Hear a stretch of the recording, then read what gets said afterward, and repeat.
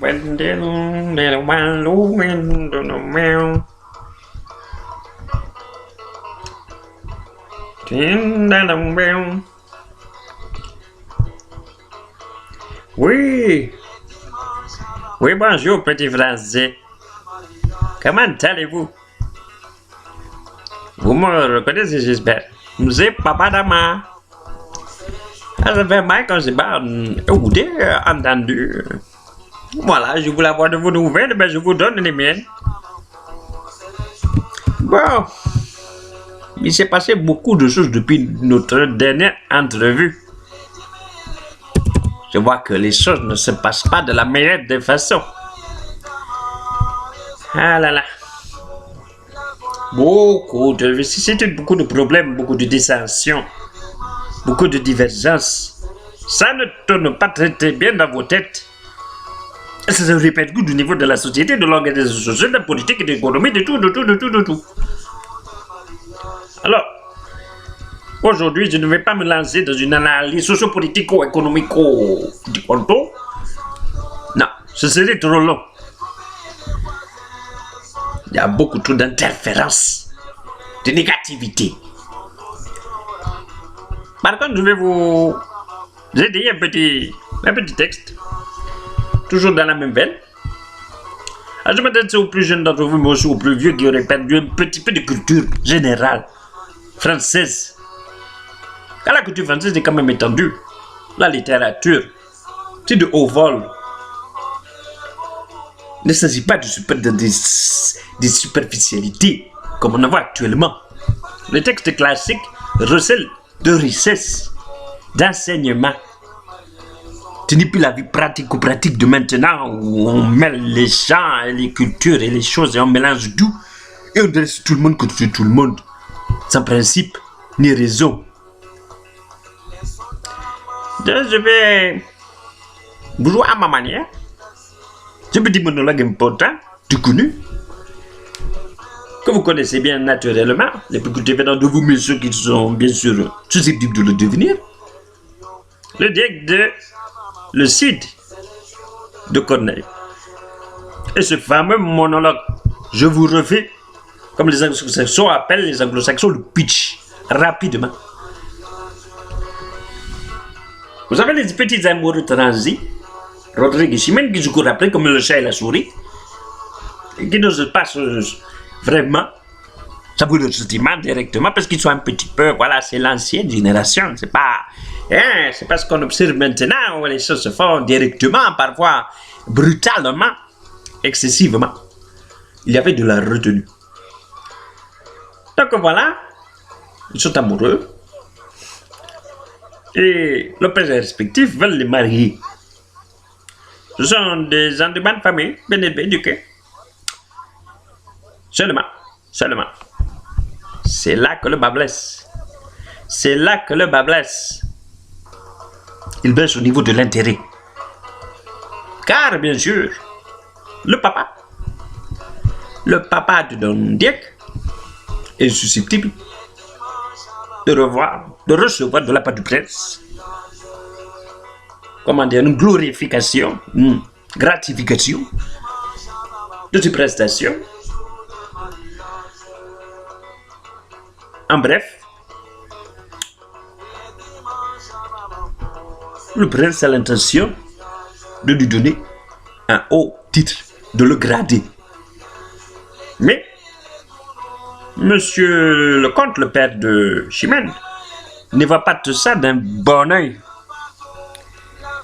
Il est jaloux. Et la jalousie est un vilain défaut.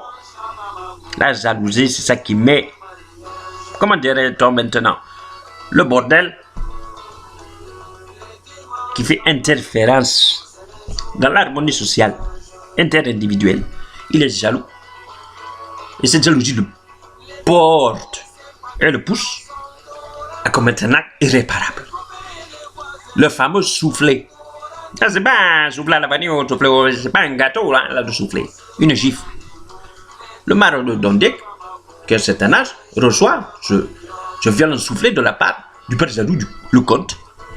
Et bien sûr, demande à ce petit fiston de le venger.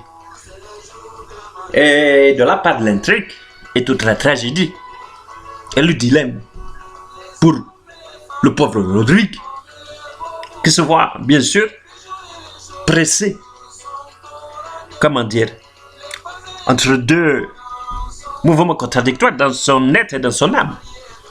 Doit-il venger son papa, qui est bien affront, de ce jaloux petit envieux méchant du conte, mais sachant qu'il aime passionnément Chimène. Et donc, il s'agit de confronter l'honneur de son papa et l'amour, le sentiment, bien sûr, qu'il ressent à l'endroit de sa Chimène. Dans ce contexte-là, dans cette contradiction, se place ainsi ce monologue de Dante, que je vais vous interpréter de la meilleure des façons. Je vais essayer de le faire avec tous les atouts qui sont les miens. Tenez-vous prêts. Donc je suis Dante, papa d'Ama. Ô rage, ô désespoir, ô vieillesse ennemie, n'ai-je tant vécu que pour cette infamie? Et ne suis-je blanchi dans les travaux guerriers que pour voir les jours fertiles de laurier? Mon bras, qu'avec respect toute l'Espagne admire. Mon bras, qui tant de fois a sauvé cet empire, tant de fois a fermé le trône de son roi. Trahis donc ma querelle et ne fais rien pour moi. Oh, cruel souvenir de ma gloire passée, œuvre de tant de jours, en un jour effacé. Nouvelle dignité fatale à mon bonheur, précipice élevé d'où tombe mon honneur. Faut-il de votre éclat avoir triomphé le compte et mourir de sa vengeance ou vivre dans la honte? Compte, choix de mon prince à présent gouverneur. Ce Oran n'admet point un homme sans honneur.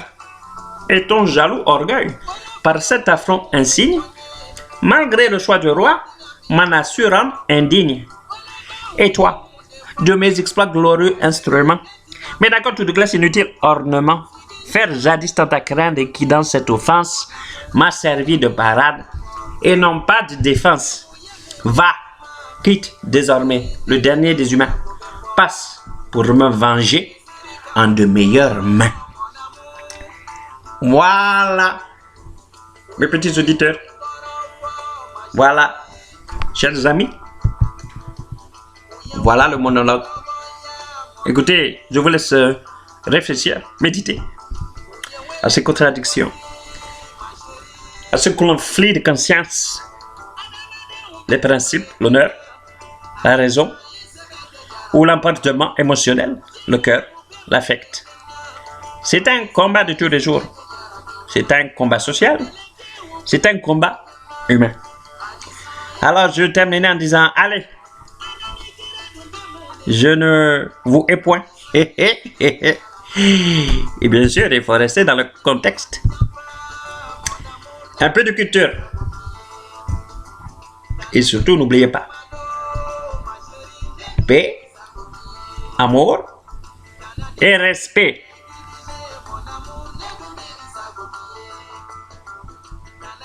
À bientôt.